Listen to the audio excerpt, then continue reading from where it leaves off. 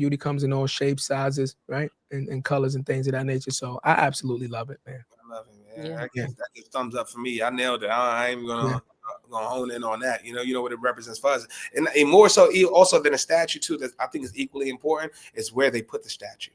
Oh, absolutely. Equally important is where they put the statue. The fact that I love it is a 12-foot statue of a black woman, but they put it in Times Square, one of the most visited tourist attractions in New York, period. You know what I'm saying? So for that to be the representation of what our city is, it speaks for diversity, speaks for representation, the culture, all that. That's a major win. Only thing that I'm sad about is that I'm just hearing it right now. You know what I'm saying? Like that's what I'm keeping it funky. I didn't hear about this shit until like 20 minutes before we started, y'all. Keeping it a bean. I didn't see it. I'm on the joint. I'm at work trying to find a fucking article. I'm trying to find something to keep my mind off the shits. You know what I'm saying? But I didn't hear about it. So I would love it goes back to the conversation we just had with Steve. It goes back to that exact conversation. How do they represent us, right?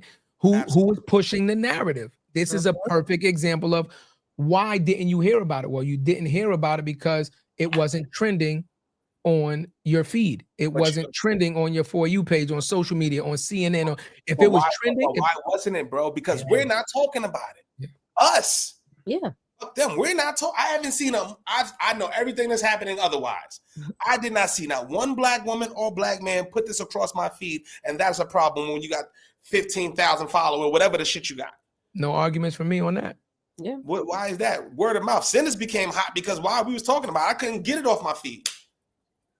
I couldn't get Sinners off my feed. Oh, this, that. Michael B. Jordan, how much money they made. I could tell you everything about that goddamn movie and without researching it. But something like a 12-foot statue in the middle of town fucking square, I didn't see nothing, no shade room, no baller alert, no nothing that's fucking going and giving content to the culture. Nobody spoke about that. That's corny. Well, I don't want to say nobody spoke about it. I'm just gonna say I didn't hear about it. Right. I didn't see it on their feed. Again, just being devil's advocate to that. Shade room, baller alert, they post 20 to 50, 100 maybe posts a day. So it is possible they covered it. I'm just saying I didn't see it. I didn't see it. We love Shade Room. Shout out to the Shade Room. I saw it on TikTok. Huh? I saw it on TikTok. Okay. I'm gonna get y'all on. I'm gonna work on their algorithm. We're gonna get your algorithm to. No, my shit. You what? My algorithm? Where's my damn sound? You know what I'm saying? Where's my damn sound? What sound you looking for? Yeah, I'm looking for the. I'm looking for. Black y'all, and I'm black y'all, and I'm damn algorithm. And I didn't see it, so I'm just saying, y'all. You know, One thing I will say, and I'm not being funny. I'm just gonna put this out there because sometimes the culture is fucking ignorant. Please, I'm gonna say it right now. Please don't be the ignorant ass. Come on.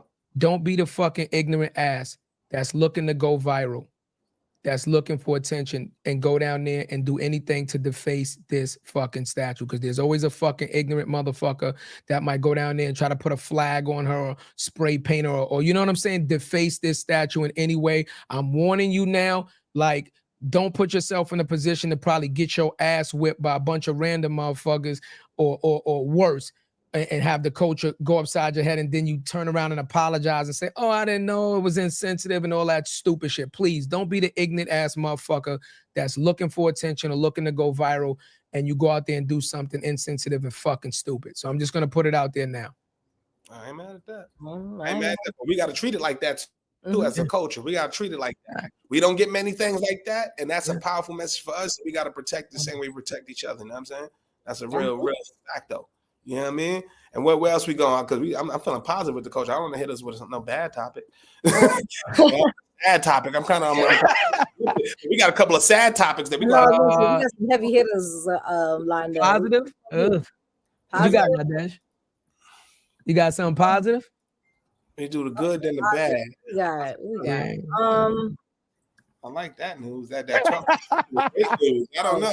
We was gonna talk about Diddy. We're gonna wait for that later. We're gonna wait for that later. I don't know, man. Met Gala, G?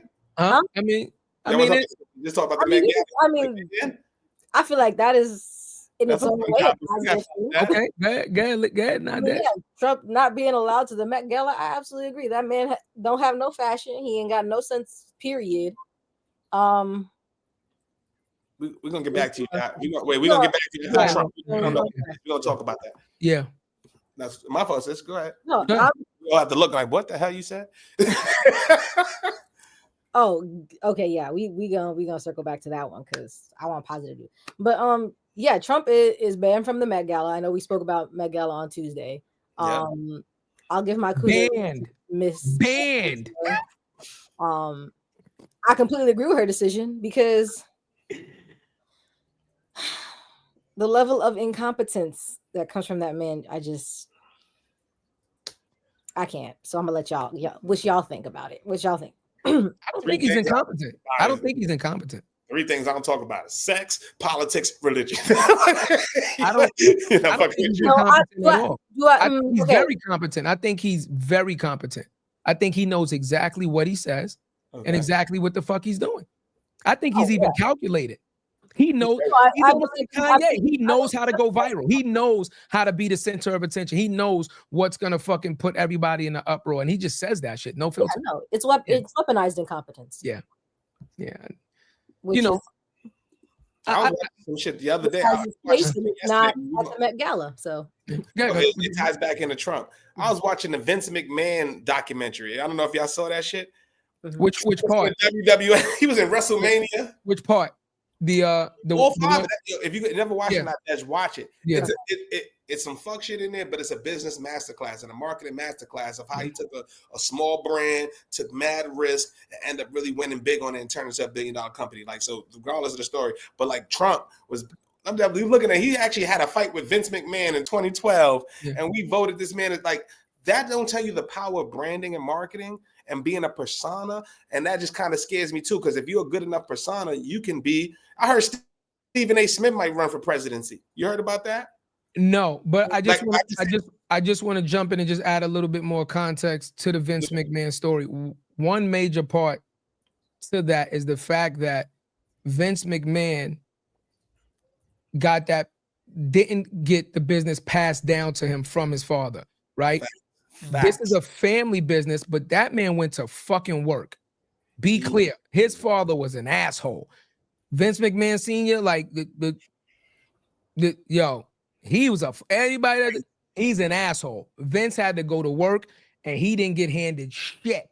You understand? And when he decided to take the WWE in the direction that he did, a lot of the decisions that he made, it almost got him killed. Like death threats, and they was calling his pops like, yo, you better calm your son down. He don't know what the fuck. And he like, I ain't doing shit. If that's what he want to do, he earned his respect. So I just mentioned that, right? It's a masterclass. And if you didn't see it, so basically before WWF, it was everybody had wrestling in certain territories.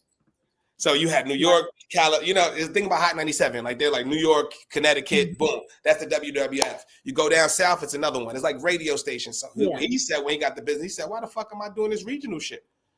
Why am I doing anything regional? I'm going to take, and he went to every person's territory, took the biggest star, had them performing in front of a bigger crowd, got them more marketing, and took them on tour. And that's where the death threats came. He poached them. Wow. Like, you got to be ruthless in business. It's business. It's a masterclass on business. You're right. No, it's definitely a fucking master. It is definitely a masterclass on do's and don'ts. And they let you know a lot of shit he did that went good and a lot of shit he did that went fucking bad. But it's definitely a masterclass in business. But like I said, I just want to do